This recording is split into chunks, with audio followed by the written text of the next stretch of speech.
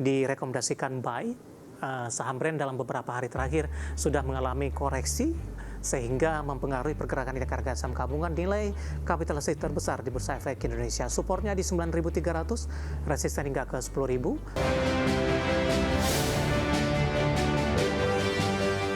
Pemirsa, masih di IDX Session Closing, dan sebelum kita lanjutkan perbincangan, kita akan coba lihat terlebih dahulu 4 saham pilihan yang direkomendasikan.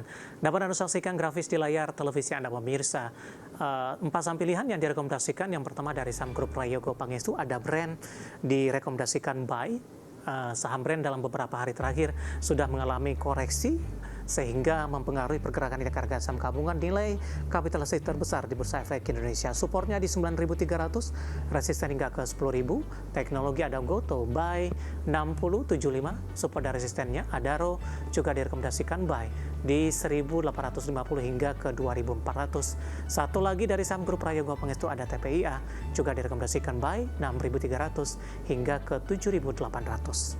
Ya, 4 saham pilihan yang direkomendasikan, dan lagi-lagi keputusan investasi tetap ada di tangan pemirsa IDX Channel. Pak Yosep, kita lanjutkan kembali Pak, 4 saham pilihan yang Anda rekomendasikan. Pak Yosep, ada Brand Pak, dalam sepekan terakhir lebih cenderung tertekan, sempat ke 9425. Pak Yosep, analisis dan pertimbangan Brand masuk ke dalam saham pilihan Anda dan buy di level berapa? Kalau untuk Brand sendiri ini sebenarnya sudah dalam waktu yang sangat lama ini inflow dari investor asing. After Brand akhirnya masuk ke MSCI, ini akhirnya investor asing mulai berbondong-bondong. Ini cukup wajar karena memang MSCI itu adalah benchmark untuk fund manager yang mau mengcapture pergerakan ISG atau mau mengcapture pertumbuhan dari bursa saham kita.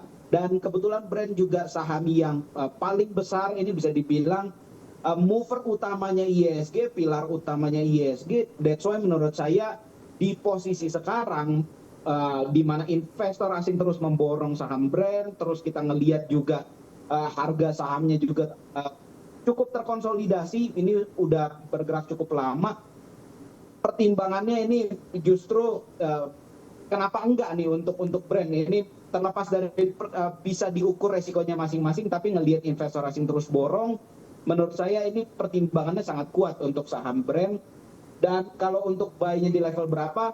Di level 9.300, jadi 9.350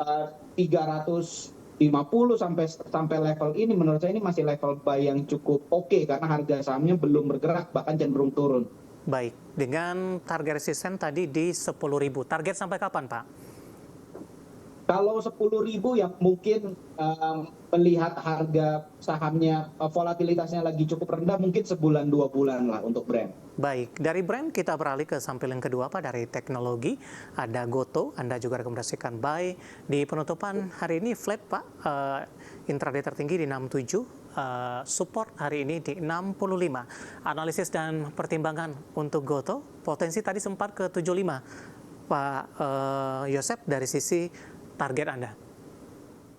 Kalau untuk Goto, mengingat bahwa ekosistemnya ini cukup bagus dan Goto juga ini istilahnya udah mulai beralih nih dari perusahaan-perusahaan yang dikenal dengan sebagai perusahaan yang bakar uang, ini mulai profit. Dan kita juga melihat bahwa dari beritanya sendiri, Goto ada rencana, bahkan dari pemerintah sendiri melalui Danantara itu mau ikut terlibat juga dalam proses merger antara Goto dan Grab. Menurut saya potensi upside-nya ini cukup besar, terlepas itu akan terrealisasi kapan, tapi setidaknya ada rencana yang cukup besar untuk mengekspansikan perusahaan Goto sendiri. Dan menurut saya cepat atau lambat sahamnya juga akan mengcapture pertumbuhan tersebut. Ya, ini istilahnya dengan Goto sekarang aja kita bisa melihat revenue-nya sudah mulai tumbuh dan net profit-nya juga udah mulai terlihat, apalagi ketika mereka udah merger dengan Grab, it means persaingan udah mulai bahkan bisa dibilang semakin rendah.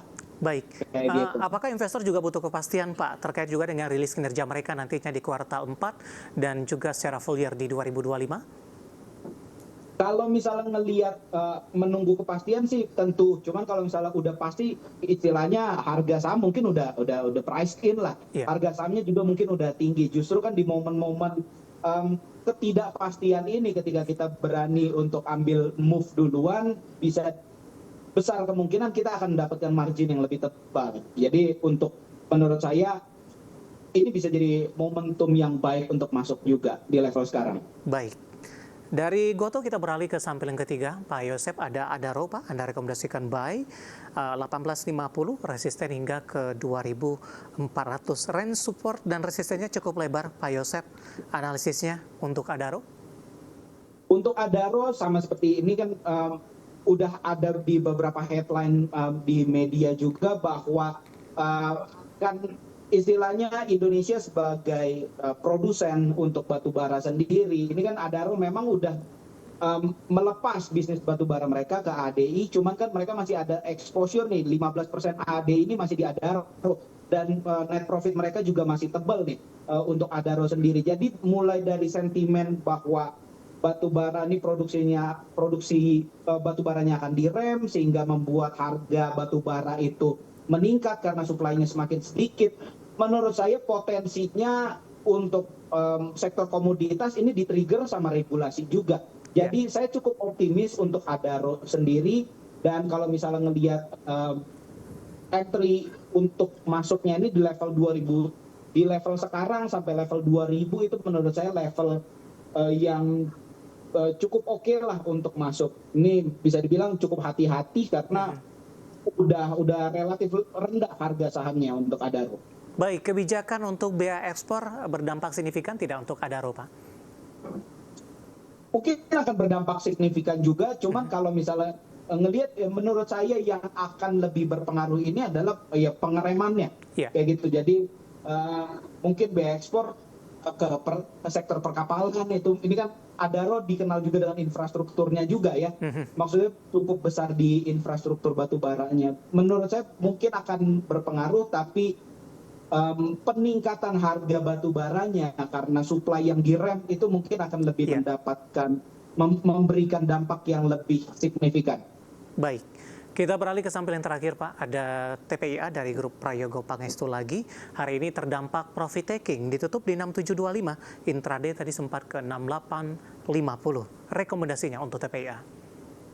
Untuk TPIA sendiri mungkin ini satu bias juga, ini saya juga ikut investasi juga di sini, dan kalau misalnya ngelihat beberapa bulan terakhir itu direksi TPIA itu terus-menerus borong. Jadi nggak cuma satu orang, tapi beberapa orang itu terus-menerus borong. Kita belum tahu juga rilis seperti apa yang akan terlihat. Cuman kan yang sudah cukup jelas diberitakan juga di beberapa media bahwa konsolidasi dari akuisisi mereka untuk bisnis-bisnis yang diakuisisi yang di Singapura itu akan masuk juga ke laporan keuangan TPIA di tahun ini. Jadi mungkin akan terlihat lonjakan revenue yang signifikan, dan mungkin akan terlihat juga lonjakan net profit yang signifikan. Jadi saya cukup optimis bahwa saham TPIA yang kelihatannya beberapa bulan terakhir ini seperti dianaktirikan dari grup Barito, ini akan mendapatkan momentum yang cukup bagus di tahun 2026 ini. Baik, saya cukup optimis untuk itu. Dalam 6 bulan terakhir, Pak, TPIA sudah mengalami koreksi yang cukup dalam. Dari sisi pola dan supportnya masih terjaga, Pak Yosep? Kalau ngelihat dari levelnya sebenarnya ini jebol juga, ini supportnya, cuman ini kan kalau ngelihat support yang lebih panjang ada di 6.400. Baik. Itu masih bisa kita lihat, kita pantau lah ke level 6.400 di situ mungkin. Baik, 4 saham pilihan yang direkomendasikan pemirsa ada Brand, Goto, Adaro, dan TPIA. Dan lagi-lagi keputusan investasi tetap ada di tangan pemirsa IDX Channel. Pak Yosep, kita hold kembali, Pak. Saya akan coba sampaikan update penutupan perdagangan di sesi kedua jelang libur akhir pekan kali ini, dan juga beberapa informasi grafis yang berhasil dihimpun oleh tim redaksi kami. Di mana pemirsa indeks harga saham gabungan di penutupan sesi kedua hari ini menguat tipis di 0,13% dan ditutup di level 8.936,754. Secara intraday dibuka di zona hijau pada pagi tadi 8.969 dan sempat mendekati level 9 ribuan tepatnya di 8.981.021 dan sempat bergerak di zona merah, namun level support 8.900-an masih mampu dipertahankan. Kita berlanjut ke grafis yang pertama, pemirsa, seperti apa penutupan beberapa indeks lainnya.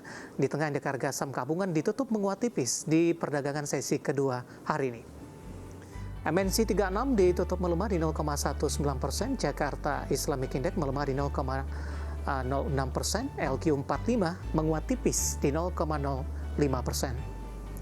Selanjutnya rotasi pergerakan sektoral, pemirsa, konsumsi non primer masih memimpin penguatan di 3,30%, properti juga menguat di 2,39%. Infrastruktur melemah di 1,08%, ada Brand dan Telkom hari ini menjadi pemberat, kemudian keuangan hari ini juga melemah di 1,07%, hanya BBCA yang bergerak menguat sendirian, sementara perbankan Himbara justru kompak mengalami tekanan. Saham-saham yang hari ini masuk ke dalam deretan top gainers, pemirsa, ada Mina 615 penutupan transaksi di atas 1 triliun rupiah, Antam ditutup menguat di 3630, BP hari ini melesat di level 202 dan Raja hari ini melaju ditutup di level 8.100 rupiah per saham.